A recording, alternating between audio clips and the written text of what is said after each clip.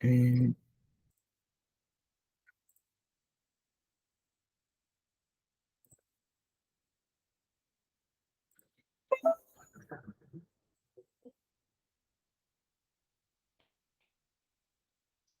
ok.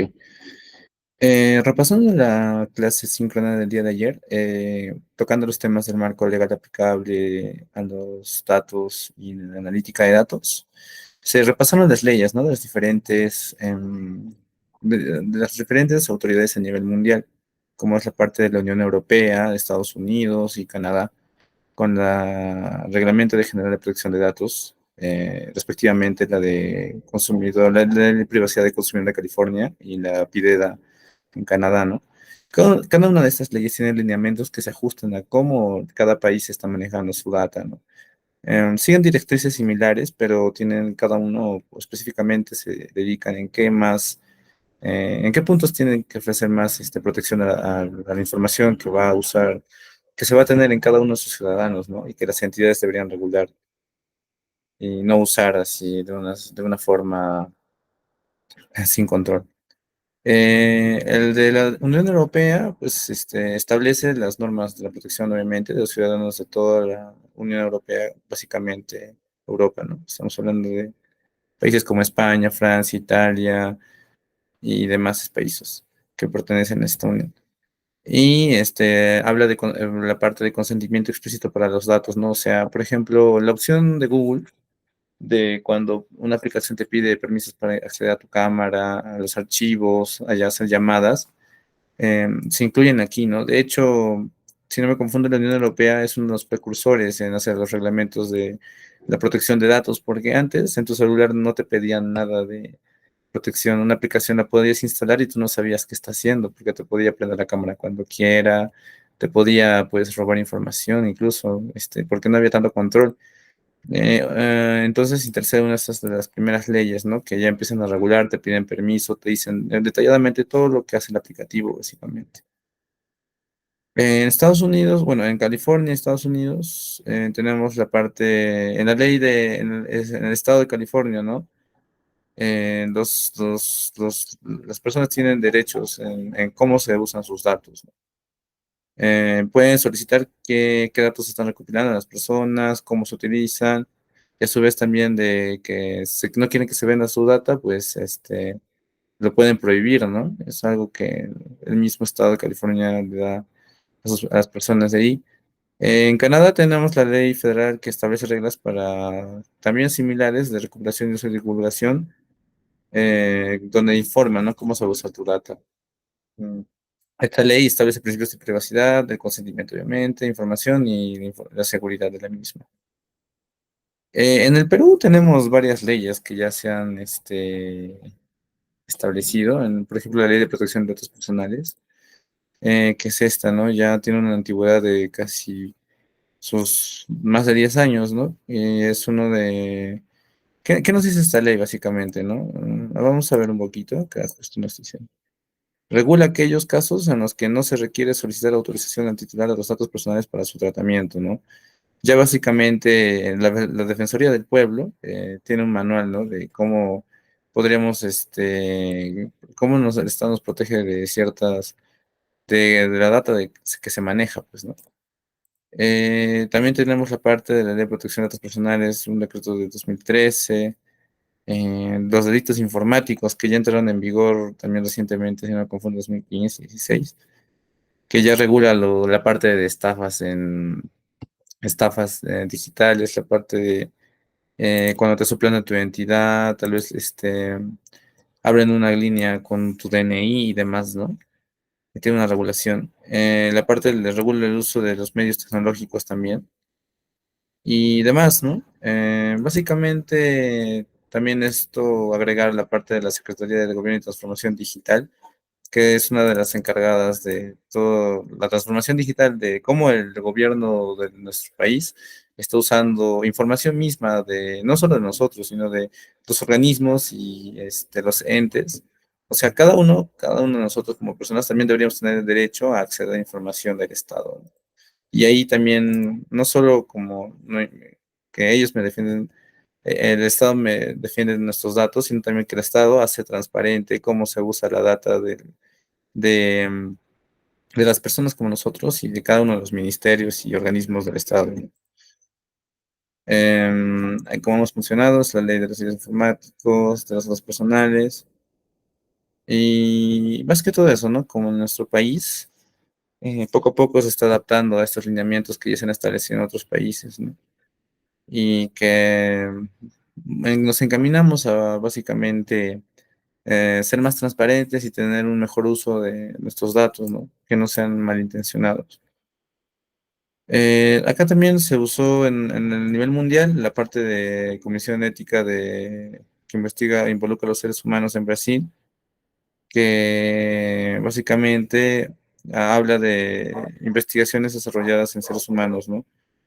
Y que ah, se, se- se junta con la parte de regular esto, ¿no? Estos datos de cómo se usa esta data cuando se interactúan con las personas.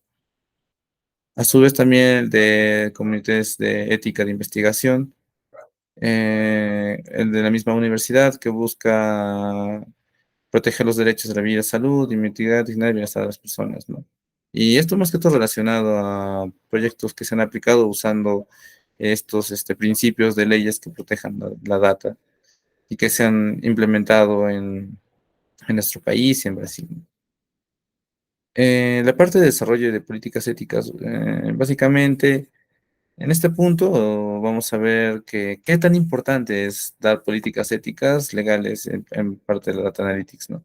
Porque nos ponemos a pensar, si no hubieran estos lineamientos y reglas, como había mencionado antes, en la parte del aplicativo en el pasado de celular, que no te que se instale como sea, se puede aplicar en muchos otros casos. Por ejemplo, no solo hay casos, incluso unos recientes, ¿no? De Vitel, em, para tener más números, o sea, más clientes, saben usar la parte de tu número telefónico, ¿no? Incluso te abrían líneas nuevas que ni siquiera te habías enterado, y esto lo hacían las mismas personas que te venden el chip en la calle, ellos mismos, ¿no? Tienen acceso a tu información y no está regulado. Incluso la parte de las llamadas spam, que siempre ha pasado, ¿no? Que te llaman, no sé, a cualquier hora y cada rato está sonando tu celular. ¿Cómo se obtiene esa data, no? ¿Dónde sale mi DNI, de mi número? ¿Dónde?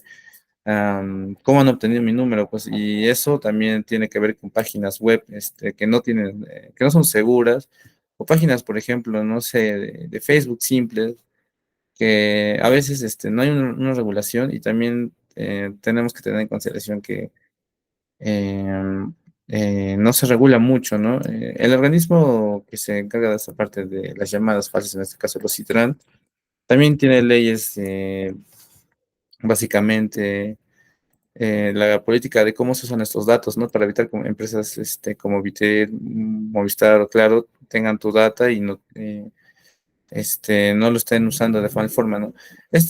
No en todos los, obviamente, organismos del Estado se aplica bien estas políticas, pero hay que recalcar que sí existe ese organismo y que se podrían hacer quejas en el caso de cierta persona que te abre una línea nueva o que te están llamando, ¿no? Porque esa data no debería estar accedida por esos entes y podrías hacer un reclamo justo con estos lineamientos.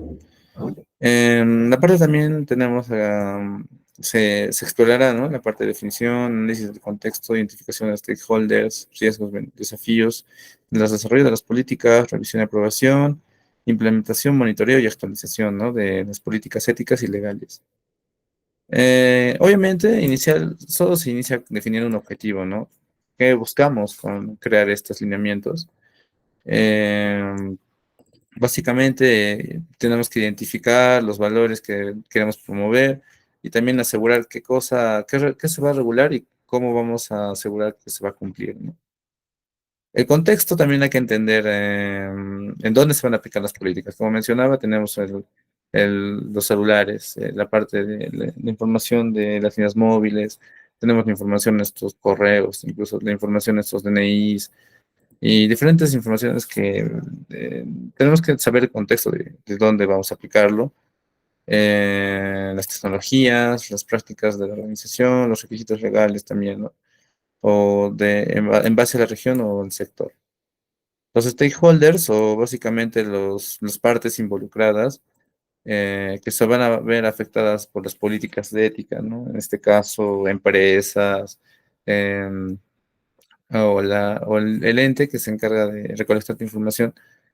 Por ejemplo, también ahí está incluyendo los directivos de la organización, profesionales de datos, expertos, clientes, usuarios también y demás. Los riesgos y desafíos, pues también hay que tener un análisis de qué posibles riesgos éticos va a haber, ¿no? Incluso en los algoritmos, preocupaciones sobre privacidad, seguridad y qué podría salir mal, básicamente, si aplicamos ciertas leyes. Y tal vez hay un vacío legal si no aplicamos, si hacemos una directriz que está mal delimitada, pueden encontrar esos vacíos legales y aprovecharse de eso, ¿no? Hay que encontrar siempre, hay que analizar bien nuestras directivas y demás cuando cuando se quiera crear políticas de ética legales. A su vez ahí nos mostraron un video, vamos a buscar un poco los prejuicios en los algoritmos. Vamos viendo otra vez el video que envió.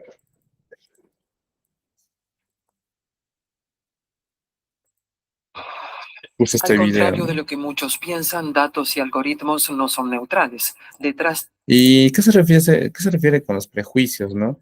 Ese es el conocido bias o bias en un algoritmo, ¿no?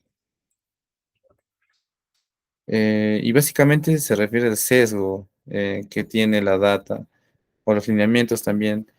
Y básicamente tenemos que regular también esto, ¿no? Que no tiene que tener un sesgo o balancear de un lado al otro, sino tiene que estar de una forma equilibrada y que sea justo, ¿no? Un algoritmo. Em, Tenemos eso. Entonces, se cerró, pero vamos a abrirlo. Bueno, ¿dónde está? Mm,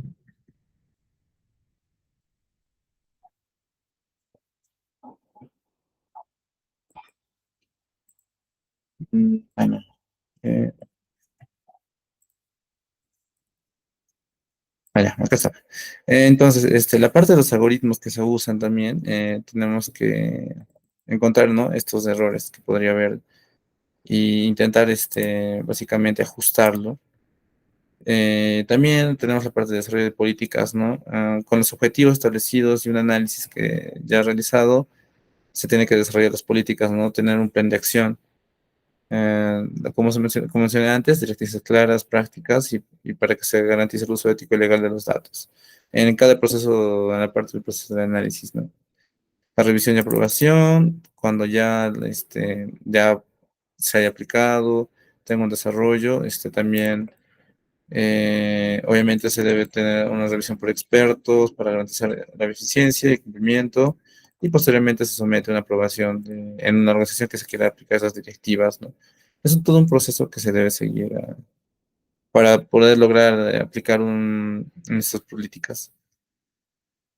En implementación ya ahí tiene que ver mucho ya, básicamente hacer correr todo nuestro plan que ya teníamos desde antes el desarrollo de las políticas, ¿no?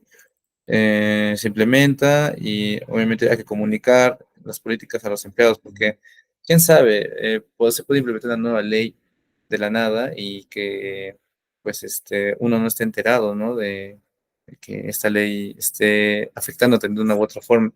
Por ejemplo, hay una ley que te puede perjudicar, o tal vez, o una ley que tú no sepas y que te pueda ayudar. Es básicamente, todo lo que se aplica se tiene que hacerse llegar a los usuarios afectados de estas políticas. Obviamente también un monitoreo de la misma, si está funcionando o no nuestras políticas, y una actualización en el caso de que ya esté obsoleta, ¿no? Y, como mencioné, actualizaciones políticas para adaptarse a los cambios. Y bueno, esto sería básicamente un pequeño resumen de la clase síncrona de ayer. y tomar en consideración, ¿no?, qué tan importantes los datos personales y cómo están afectando en nuestro entorno. Por ejemplo, aquí en la parte de, como estamos viendo, un plan, una política de ética del ministerio, si no me confundo, de la Defensoría del Pueblo, donde menciona también básicamente qué son nuestros datos personales, por qué nos protegemos, las normas, muy importante. Y hay incluso los principios que guían el uso de datos personales, ¿no? Cómo se tratan los datos, el derecho titular de los datos, y a su vez, demás, ¿no? Obligaciones, Autoridad Nacional de Protección de Datos Personales. Esto ya es algo muy interesante que ya tenemos en el país. Vamos a buscar acá.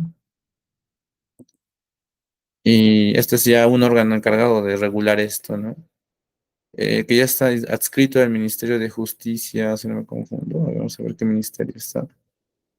Ministerio de Justicia y Derechos Humanos. Y ya básicamente tenemos esta autoridad que regula todas estas normas, ¿no? Básicamente dicen norma, supervisa, consulta, promueve, resuelve y administra todas las normativas de protección de datos personales en el país.